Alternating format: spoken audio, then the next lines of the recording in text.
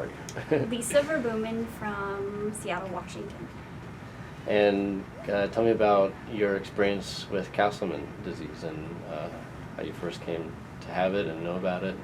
I became pregnant in 2005, and I went in for a routine ultrasound to find out the sex of my child. And the doctor spent an extra long, well, the radiologist and all these other people that were doing the ultrasound spent a lot of time scanning my abdomen.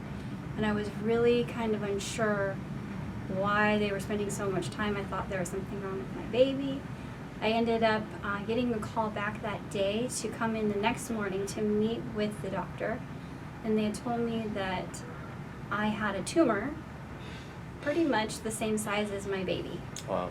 And so they suggested that in order to save my life, because they had started at that time tracking how fast it was growing, and it was growing so fast that they suggested I probably save my own life and try to get rid of my child, which was not an option at all. Yeah. At all.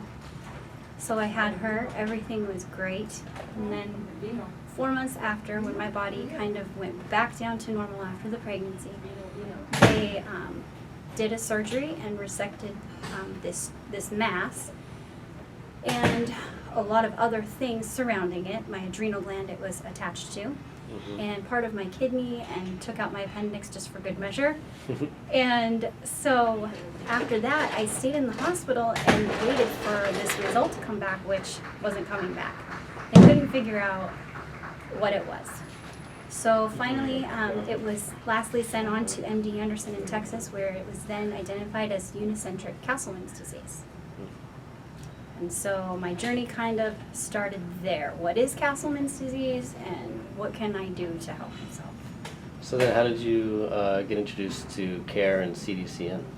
So my first contact was with Jim Johnston, and I actually just Googled the name in the hospital bed because I was told I had this. Nobody had any idea how to even treat it, doctors.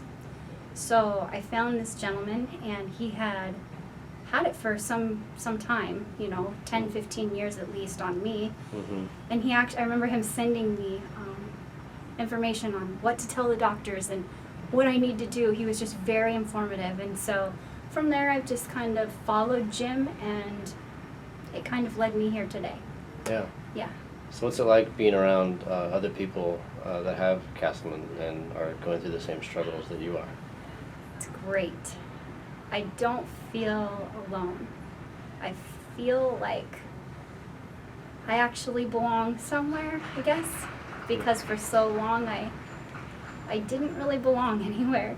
Because when you have Castleman's, you're told that you don't have cancer, but it's treated like a cancer. So you're going through chemo, and you're losing your hair, and you're going through all these horrible things, and it's really great to know that I belong to something, and there's actual people with it, and probably a lot more than we know today. So yeah, it's great.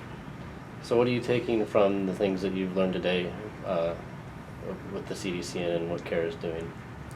I feel like I'm on a mission to help others because I'm well enough now to manage my disease at home instead of a hospital bed. I guess you could say that. There's two different spectrums. And I am better now, and I feel like it's my job to raise awareness and help others, and I want to do that. And I feel like it's really important to keep your family and your friends and your community involved with what's going on with you, and I just want to help others do that too.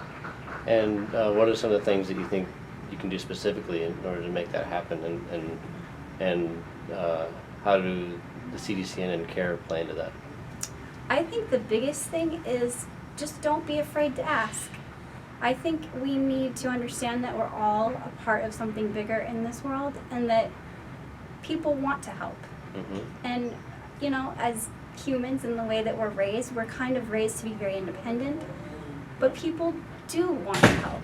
And so I think asking is the biggest thing, and just getting out there and asking for people to help.